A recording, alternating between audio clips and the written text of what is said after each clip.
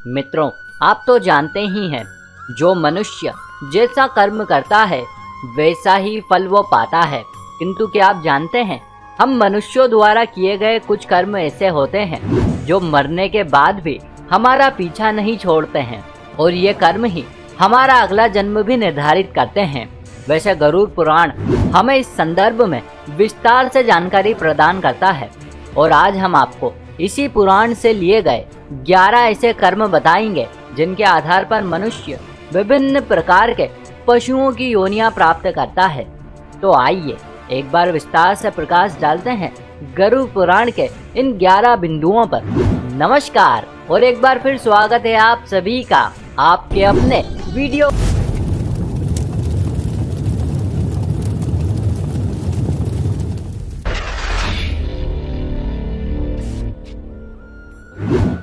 मित्रों, इस संसार में मित्रता का रिश्ता बड़ा ही अनूठा होता है। कहते हैं एक सच्चा मित्र समय आने पर मित्रता के लिए अपने प्राणों की आहुति भी दे सकता है। किंतु मित्रों, तब क्या हो जब कोई सच्चे मित्र को ही ठगने लगे। वैसे गरुड़ पुराण में ऐसे लोगों के संदर्भ में विस्तार से बताया गया है। इसमें कहा गया है कि जब कोई व्यक्ति अपने सच्चे मित्र से छल कपट करता है तो मरने के बाद उसे नरक तो जाना ही पड़ेगा। साथ ही साथ उसका अगला जन्म पहाड़ों पर रहने वाले गिद्ध के रूप में होता है, जिसे मरे हुए पशुओं का सड़ा गला मांस खाकर जैसे तैसे अपना जीवन यापन करना पड़ता है।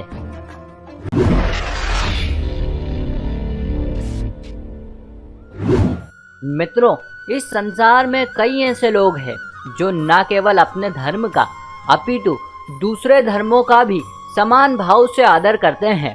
किंतु इसके ठीक विपरीत कुछ लोग ऐसे भी हैं जिन्हें दूसरे धर्मों से तो बैर होता ही है, अपितु वे अपने धर्म को भी हेय दृष्टि से देखते हैं। ऐसे लोग सदैव ही पुराणों में लिखी गई बातों पर अविश्वास व्यक्त कर अपनी अल्प बुद्धि का परिचय देते हैं। इन लोगों के संदर्भ में गरुड़ पुराण कहता है कि मरने के बाद इन्हें नरक तो मिलेगा ही, साथ ही साथ इनका अगला जन्म श्वान के रूप में होगा। फिर ये श्वान अपने स्वभाव के कारण गली गली में भौंकते रहेंगे, परंतु वहाँ पर ना ही कोई इनकी सुनेगा और ना ही कोई इनकी बातों पर किसी प्रकार की प्रतिक्रिया व्यक्त करेगा। फिर कहीं जाकर इन्हें अपनी भूल का आभास होगा और तब ये श्वान की योनि से मुक्त होंगे।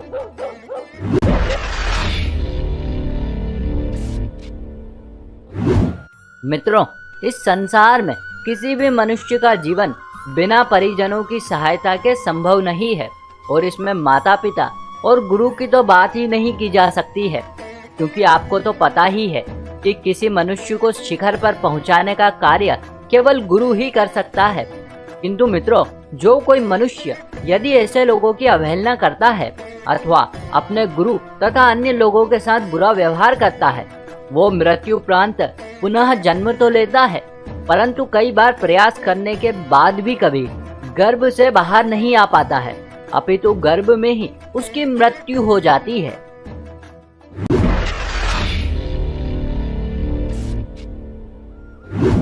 मित्रों, आप तो जानते ही हैं, हमारी सनातन संस्कृति में ब्राह्मणों का कितना अधिक महत्व है। संसार के प्रत्येक ब्राह्मण का ये कर्तव्य है कि जो कोई जजमान अथवा शिष्य चाहे कैसा भी हो, भले ही वो ब्राह्मण देव को उनकी इच्छा अनुसार दक्षिणा प्रदान करने में असमर्थ ही क्यों न हो, किंतु ब्राह्मण देव को चाहिए कि वे अपने ज्ञान से उसका भी कल्याण करें। परंतु मित्रों, यदि कोई ब्राह्मण ऐसा नहीं करता है तो इस जन्म में उसकी ख्याति तो खराब होगी ही होगी, साथ ही साथ अगले जन्म में उसे बेल बनकर आना होगा, और फिर उसे आजीवन अपने कृत्यों पर पश्चाताप करना पड़ेगा।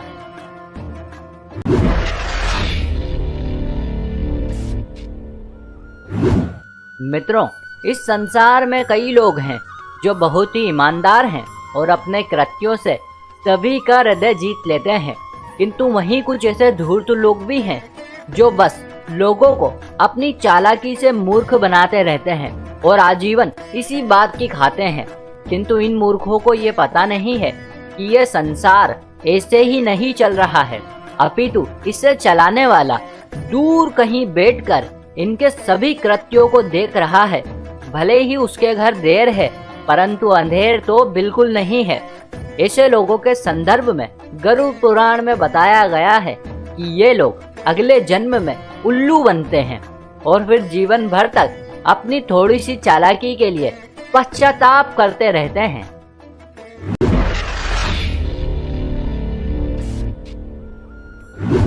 मित्रों, जिस प्रकार से सभी पुत्रों का कर्तव्य है कि वे अपने माता पिता की सेवा करते हुए अपने दाम्पत्य जीवन का निर्वाह करें, ठीक उसी प्रकार से एक आदर्श बहू का भी यही कर्तव्य होता है।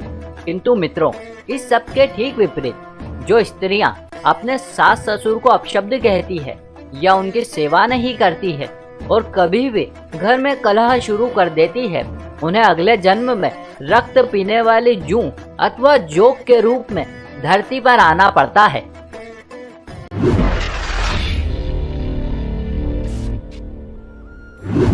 मित्रों, हमारे सनातन धर्म में अन्नदान को सबसे बड़ा दान माना जाता है।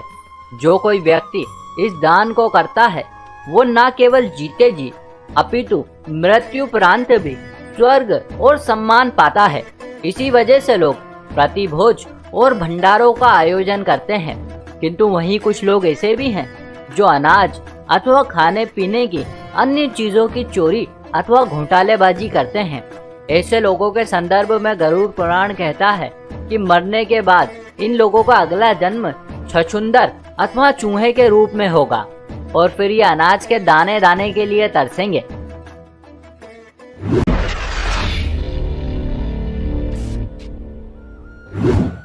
मित्रों, आप तो जानते ही हैं, मनुष्य के कंठ में माँ सरस्वती का वास होता है, इसीलिए वाणी का बहुत ही अधिक महत्व है।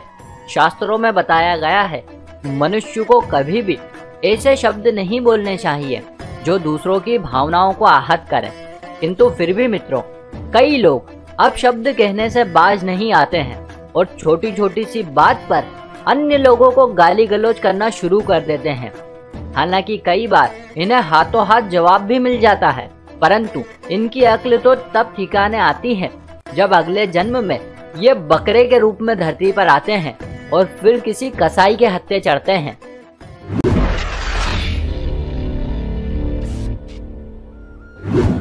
मित्रों, संसार में कई पुरुष ऐसे हैं जो स्त्रियों को बड़े ही सम्मान की दृष्टि से देखते हैं।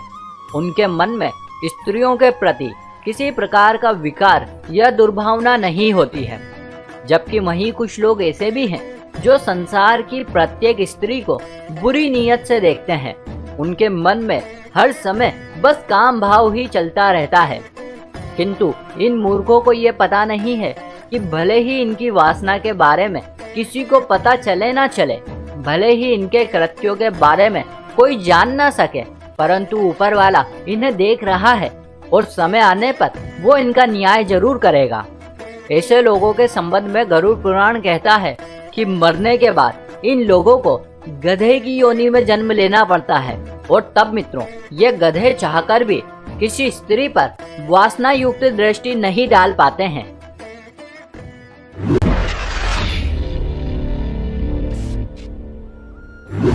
मित्रों, आपने देखा होगा, संसार की ज्यादातर स्त्रियां पतिव्रता होती है। उनके मन में अपने पति को छोड़कर कभी भूलकर भी पर पुरुष का विचार नहीं आता है। किंतु मित्रों, संसार की सभी स्त्रियां समान नहीं होती है। बहुत सी स्त्रियां स्वभाव से व्यभिचारिणी होती हैं। ऐसी स्त्रियां विवाहोत्तर संबंध बनाने में रुचि लेती हैं। वैसे इनके ऐसे कृत्यों के कारण कई बार इन्हें समाज में अपमानित भी होना पड़ता है, परंतु इनकी अक्ल तो तब ठिकाने आती है जब अगले जन्म में इन्हें छिपकली अथवा चमगादड़ के रूप में धरती पर आना पड़ता है।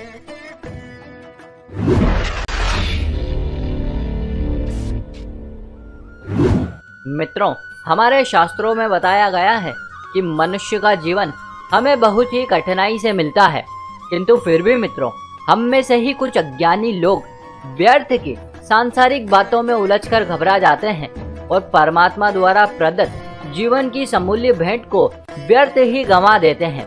ऐसे लोगों के संदर्भ में गरुड़ पुराण कहता है कि अगले जन्म में इन्हें सर्प बनकर पुनः धरती पर आकर अपनी भूल सुधारनी पड़ेगी।